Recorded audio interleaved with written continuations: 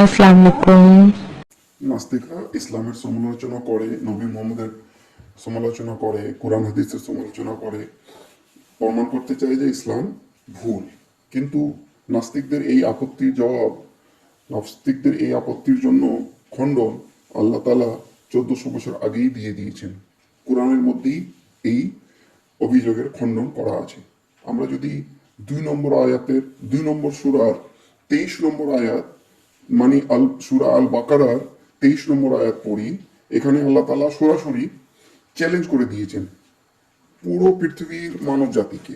এই যে দেখেন, আর আমি আমার বান্দার উপর যা নাজিল করেছি, যদি তোমরা সেই সম্পর্কে সন্দেহ থাকো, তবে তোমরা তার মতো একটি সূরা নিয়ে আসো এবং আল্লাহ ছাড়া তোমাদের সাক্ষী সমূহকে ডাকো, যদি তোমরা সত্যবাদী হও। এটা হলো আল বায়ান ফাউন্ডেশনের তর্জমা বা অনুবাদ। এখানে আল্লাহ তাআলা কি বলতে চাচ্ছেন? যদি তোমরা আমার বান্দার উপর যা নাজিল করেছি সেটা নিয়ে সন্দেহ থাকো। এখানে আল্লাহ বলছেন যে আমি আমার বান্দা আর রসুল আর নবী হযরত মুহাম্মদের উপরে কোরআন নাজিল করেছি, এটা সম্পর্কে যদি তোমাদের সন্দেহ থাকে, তোমরা যদি মনে করো যে এটা আমার বাণী না, তাহলে এটার মতো একটা সূরা তোমরাও রচনা করে দেখাও। আর যদি একাই না পারো, তাহলে তোমরা যাদেরকে ডাকো, যাদেরকে তোমরা পূজা করো, যাদেরকে তোমরা ইবাদত করো, সবাইকে ডেকে নাও, যদি তোমরা সত্যবাদী হও। তোমরা যদি বলো যে আমরা সত্যবাদী, তাহলে সবাইকে ডেকে আনো, একটা আয়াত, একটা সূরা রচনা করে দেখাও। ইংরেজিতে পড়ে কি বলেন?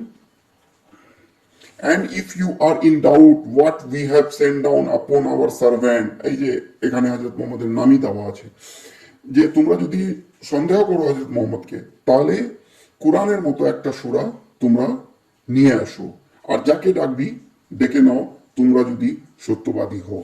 এই মর্মে আরো সূরা আছে। আরো সূরা কি আছে দেখি। এই যে দেখেন 10 নম্বর সূরার 38 নম্বর আয়াত, তার মানে সূরা ইউনূসের 38 নম্বর আয়াতে আল্লাহ কি বলতে চাচ্ছেন? নাকি তারা বলে সে তো বানিয়েছে। তাদের কথা আল্লাহ বলছেন যে কাফেররা বলছে যে সে তো বানিয়েছে, তার মানে হযরত মুহাম্মদ বানিয়েছে। বলে তবে তোমরা তার মতো একটি সূরা বানিয়ে নিয়ে আসো। আবার আল্লাহ চ্যালেঞ্জ করছেন সমস্ত মানব জাতিকে, যদি তোমরা পারো তাহলে এর মতো একটা সূরা তোমরাও বানিয়ে নিয়ে আসো এবং আল্লাহ ছাড়া যাকে পারো ডাকো। আর কি বলছেন? যে এই সূরা রচনা যদি না করতে পারো, তাহলে আমাকে ছাড়া, আল্লাহ ছাড়া যাকে পারো, যাকে দেব দেবী বা যার ইবাদত করো, যাকে দেব দেবী মানো, সবাইকে ডেকে নাও, যদি তোমরা সত্যবাদী হও। সবাইকে ডেকে আনেও একটা সূরা রচনা করে দেখাও, তোমরা যদি সত্যবাদী হও। ইংরেজি কি বলছে? Or do they say about Prophet Muhammad, he invented it? আর ওরা কি বলে? কাদের কথা বলছে? কাফের মুশরিকদের কথা বলছে। ওরা কি বলে হযরত মুহাম্মদের কথা যে উনি এটা ইনভেন্ট করেছেন, উনি এটা রচনা করেছেন? সে দেন, তারপরে বলছেন তাহলে দেন ব্রিং ফোর্থ এ সূরা লাইক ইট, এরকম একটা সূরা তোমরাও রচনা করে নিয়ে আসো। কল আপন ফর অ্যাসিস্ট্যান্স, সাহায্যের জন্য কাকে ডাকবা?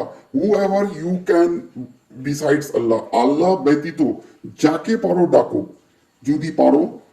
If you should be truthful, যদি তোমরা সত্যবাদী হও। তারপরে আরেকটা সূরাতে এই বিষয়ে আল্লাহ তাআলা কথা বলেছেন, দেখা যাক। এই যে দেখেন 17 নম্বর সূরার 88 নম্বর আয়াত, মানে সূরা আল ইসরার 88 নম্বর আয়াত। এই সূরাকে বনি ইসরায়েলও বলা হয়। কি বলছেন আল্লাহ? বলো যদি মানুষ ও জিন এই কোরআনের অনুরূপ হাজির করার জন্য একত্রিত হয়, তবেও তারা এর অনুরূপ হাজির করতে পারবে না, যদিও তারা একের উপরে সাহায্যকারী হয়। এখানে আল্লাহ তাআলা ওই চ্যালেঞ্জের কথা আবার বলেছেন মানুষকে, যদি মানুষেরা আর জিনরা সবাই মিলেও কোরআনের মতো একটা আয়াত রচনা করার চেষ্টা করো, তাও তোরা করতে পারবি না। যদি তোমরা একে অপরে সাহায্যকারী হও, তাও করতে পারবি না। ইংরেজিতে কি বলা হয়? If mankind and the jinn gathered in order to produce the like of this Quran, they could not produce like of it. even if they were to each other assistant. আবার আল্লাহ তাআলা রিমাইন্ড করে দিচ্ছে মানব জাতিকে যে তোমরা জিন বা মানুষ মিলেও যদি একটা রচনা করতে চাও তাহলে পারবি না।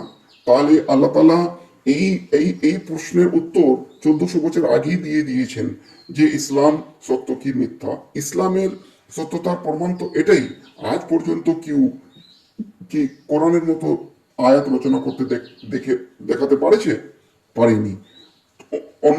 অন্যান্য ধর্মাবলম্বীরা ওরাও চেষ্টা করেছে, নাস্তিকরা তো সারা বছর চেষ্টা করতে থাকে, কত জ্ঞানী বিজ্ঞানী মানে উচ্চশিক্ষিত মানুষেরা আছে, সবাই মিলেও কি একটা আয়াত বা একটা সূরা রচনা করতে পারবে? এই চ্যালেঞ্জটা কেন নাস্তিকরা নেয় না আর একটা সূরা একটা আয়াত রচনা করে আমাদের কাছে নিয়ে আসে না? তাহলেই তো বোঝা যাবে যে ওরা সত্যবাদী না মিথ্যাবাদী। ইসলামের বিভিন্ন বিষয় আপত্তি করে, কিন্তু এই সহজটা করে না যে চ্যালেঞ্জটা আল্লাহ তাআলা ওদের কাছে ছুড়ে দিয়েছে অনেক আগে। 1400 বছর ধরে এই চ্যালেঞ্জ এখনো টিকে আছে, আর মানে ভবিষ্যতেও এই চ্যালেঞ্জ টিকে থাকবে, কেউ এটা করতে পারবে না। তাহলে কি বোঝা যাচ্ছে? সবাইকে চিন্তা করতে হবে যে আল্লাহ কিভাবে এই চ্যালেঞ্জটা 1400 বছর আগে করেছেন আর এখনো এই চ্যালেঞ্জ বলবৎ। চিন্তা করতে থাকুন, শিখতে থাকুন, সবাই মিলে চিন্তা করুন, সবাই মিলে শিখুন। থ্যাংক ইউ, জাযাকাল্লাহ খায়রান।